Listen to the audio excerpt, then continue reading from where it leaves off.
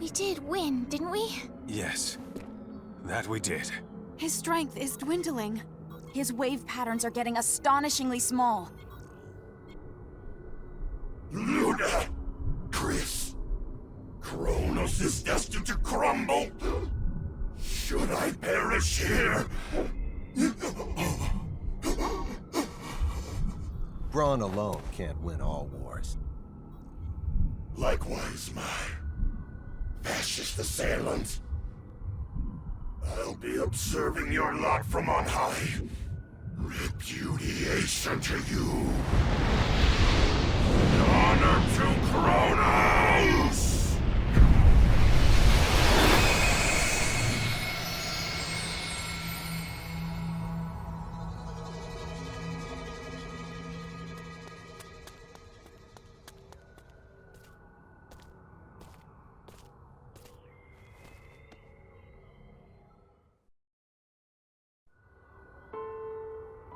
Fidel, thanks a lot.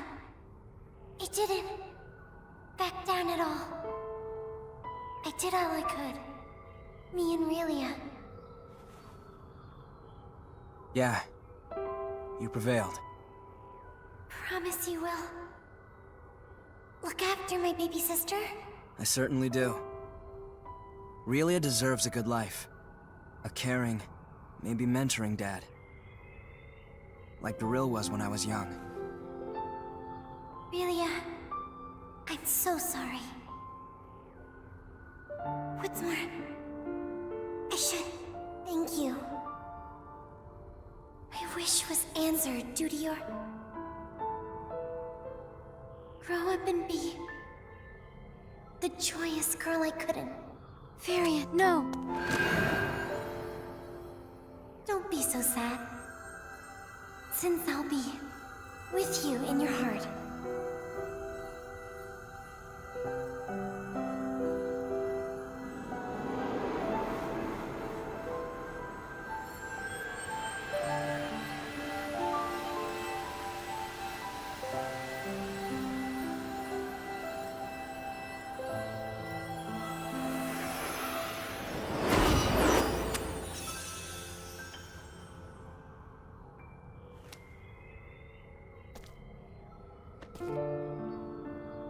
Don't be so sad. Since I'll be with you in your heart.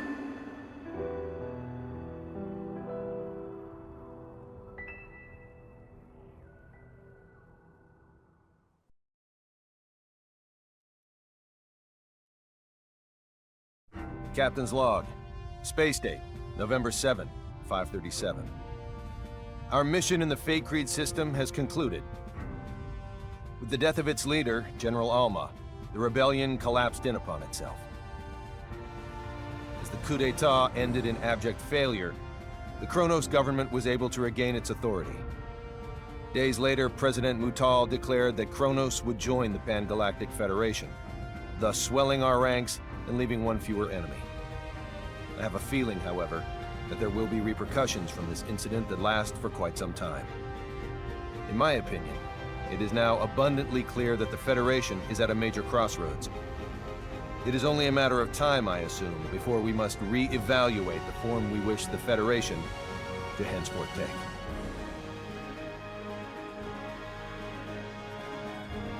Kronos was officially inducted into the Pan-Galactic Federation, and while the Kronos incident that engendered the Alliance was certainly noteworthy, it was not the only seminal event of Space Date 537.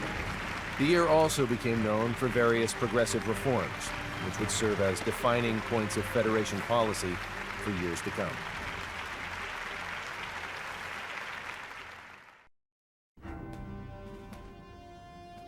Faithlessness' fate regarding the Federation was officially decided today. Because the planet is not sufficiently civilized, it will not be recognized as a legitimate member of the Federation. As we influenced the planet to a great extent, though, it was designated a protectorate. I plan to ask Command to appoint Victor the Inspector General of Faithlessness. I cannot imagine there is anyone else in the galaxy better suited to the job than him. Now that I mention one Faithless, I should probably record what happened to the rest. Everyone involved in the incident immigrated to Earth. After all they'd experienced of the outside world, we couldn't simply let them return to an underdeveloped planet. Besides, they unanimously decided to come of their own accord, which is what I was hoping for anyway.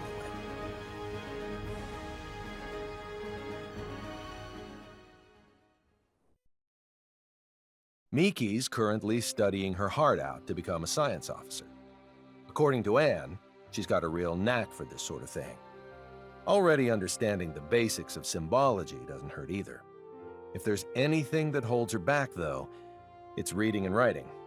You can't be too hard on her, as she didn't grow up with the Terran syllabary, but she still has a long road ahead of her.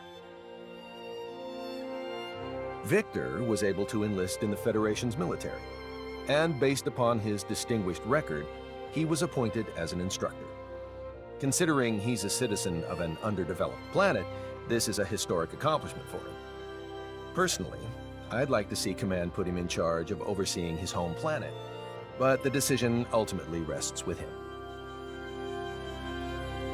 Thanks in part to an endorsement from Dr. Krupp, Fiore was accepted as a researcher in the newly built Symbological Genetics Laboratory on Moonbase. I say accepted, but the whole facility was basically established for her sake. Her knowledge surpasses even our own scientists in some areas, so I assume they're more than happy to take advantage of her genius. There's no way they won't make at least a few breakthroughs with her working on their team. All is quiet on the Anne front, as she continues to work as a science officer aboard the Charles D. Gold. Her looks are what sealed the deal for me when hiring her, but I'll be damned if she isn't one capable science officer. Once I'm finally given my new assignment, I won't hesitate to bring her along. As for me, the myriad and valiant deeds I performed in quelling the Kronos Rebellion earned me a promotion. Nothing's official yet, but word around the water cooler is that I'll become an admiral. To think, me, with my own fleet. What's more, the ship they'll assign me won't be any ordinary one. It'll supposedly be equipped with some rather snazzy technology, of an experimental and gravitic warp kind. I guess this goes to show, you can't make an omelet without breaking a few rules.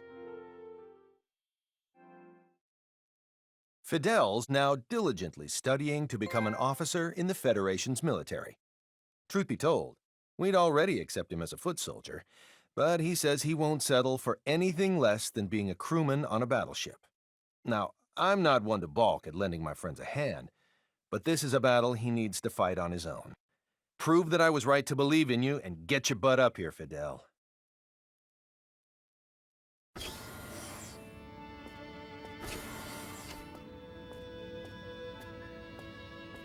Hey there. Your snack's ready. Excellent. Be there when this is done. You'll burn out studying like that. Miki, you barely try at all. I bet you'll never transcend Emerson or Anne like that. What about just being your wife? What did you say? Nothing. Nothing important. I said we should both try our hardest. Yeah, let's. Great. Finished. I'll take that snack now.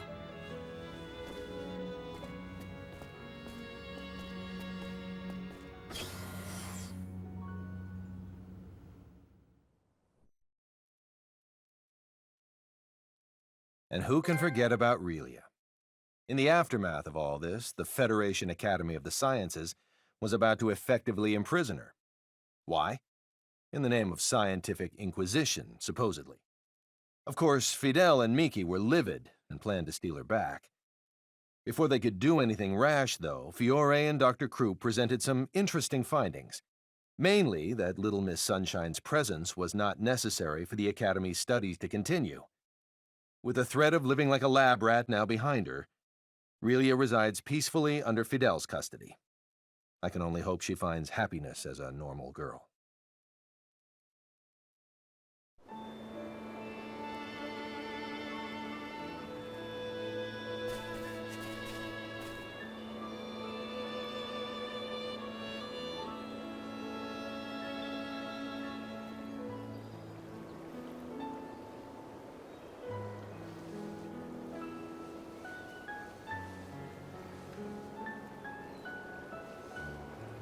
Thanks a lot, Fidel.